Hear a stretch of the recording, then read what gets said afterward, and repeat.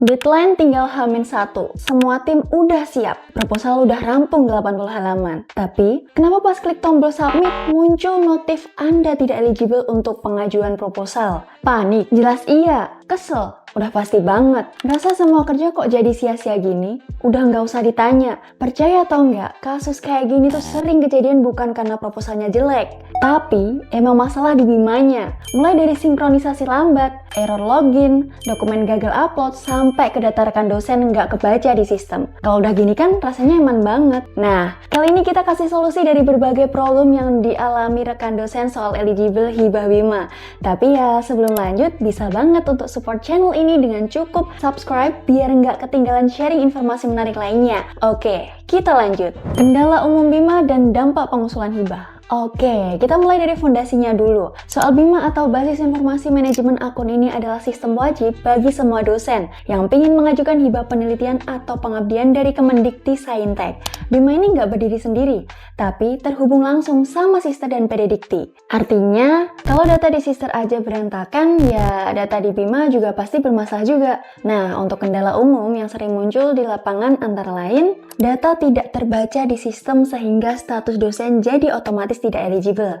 Kedua, error sistem saat login atau saat submit proposal. Ketiga, sinkronisasi lambat sehingga status dosen tidak update. Keempat, migrasi data yang belum selesai terutama untuk dosen vokasi. Bahkan, walaupun rekan dosen udah ngajukan sesuai aturan, ya sistem tetap bisa nolak karena belum kesinkron sempurna. Dan yang paling krusialnya lagi, mulai di tahun 2026 ini, setiap dosen dibatasi maksimal 2 proposal per jenis, penelitian dan juga pengabdian. Jadi, sekali aja rekan dosen salah input atau status enggak kebaca, peluang hibah langsung hilang dalam satu periode ini.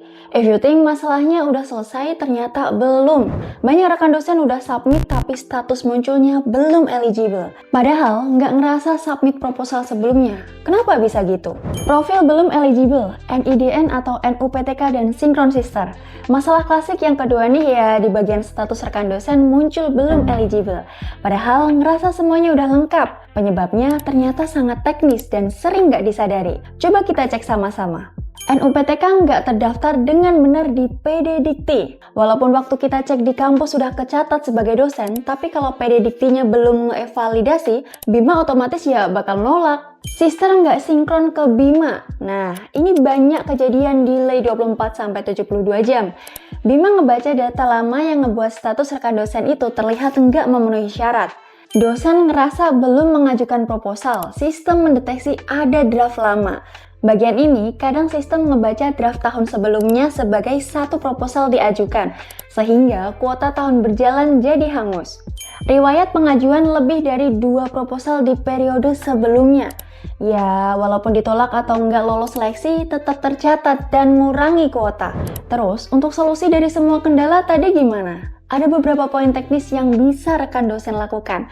Bisa mulai dari cek ulang profil di PD Dikti, pastikan data sister lengkap dan diperbarui, minta LPPM melakukan riset eligibilitas, lalu kalau tetap error, isi form pusat bantuan Bima melalui Bitly resmi. Jadi, poinnya itu sebelum nyalahkan sistem, pastikan dulu data diri udah benar dan sinkron. Dan walaupun data udah benar, banyak rekan dosen yang juga masih gagal bahkan login aja nggak bisa. Masalahnya bukan cuma password yang salah, tapi ada aturan teknis yang nggak semua rekan dosen tahu.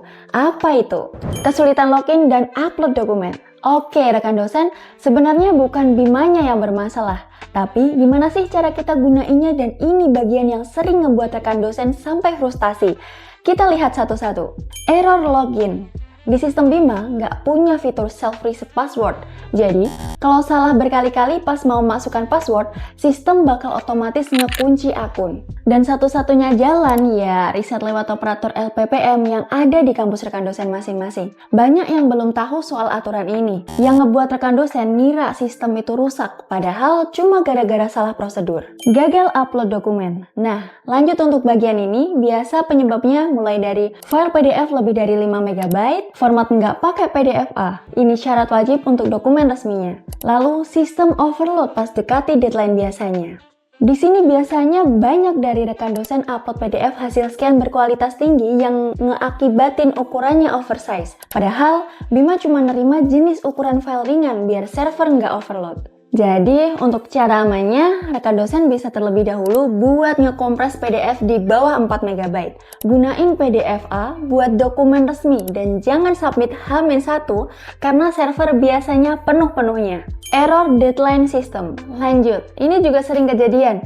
Pas H-1 atau hari H, rekan dosen itu serentak upload bareng-bareng jebret dan menyebabkan server lambat. Sistem ngebaca upload sebagai error atau dokumen nggak lengkap. Jadi buat ngatasinya, rekan bisa ngelakuin mock submit minimal H-7 buat ngepastiin akun bisa login dan upload. Screenshot setiap ada error buat buktiin pengaduan, dan laporkan ke pusat bantuan buat verifikasi manual. Setelah kita bahas teknis error Bimanya, sekarang ada nih pertanyaan, gimana kita bisa memastikan diri benar-benar eligible sebelum submit? Checklist eligibilitas Bima 2026 sebelum submit. Bagian ini jadi salah satu aspek yang krusial dari yang sebelumnya ya rekan dosen. Jadi anggap aja gini, rekan dosen adalah pilot yang lagi ngelakuin pemeriksaan praterbang sebelum pesawat take off. Sebelum menekan tombol submit, rekan dosen bisa ngelakuin pengecekan atau checklist 4 hal krusial ini. Validasi identitas, NIDN atau NUPTK. Rekan dosen wajib banget buat ngepastikan identitas itu udah muncul di PD Dikti, terhubung dengan status aktif, nggak ada red flag kayak tidak ditemukan atau tidak lengkap. Nah, kalau error, satu-satunya jalur aman adalah ngehubungi operator atau Dirjen Dikti buat ngelakuin perbaikan data.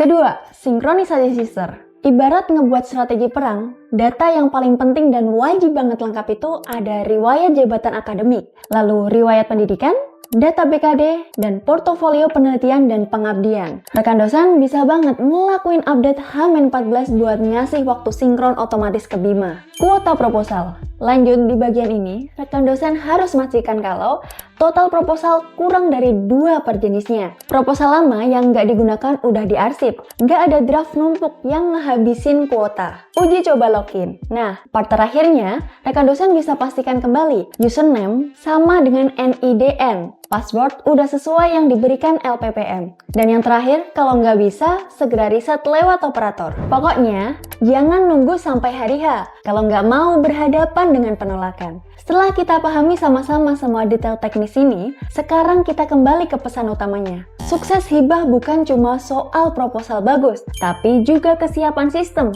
data, dan ketepatan prosedur. Dengan pahami gimana Bima bekerja, mulai dari eligibilitas, sinkron sister, validasi PD Dikti, sampai aturan upload, rekan dosen bisa banget ngehindari kegagalan teknis yang sebenarnya nggak perlu terjadi. Kalau video ini bermanfaat, jangan lupa klik subscribe dan share ke rekan dosen lainnya. Like dan komen di bawah ini apa yang perlu kita kulik lagi seputar karir dan akademik dosen. Sampai jumpa di video selanjutnya.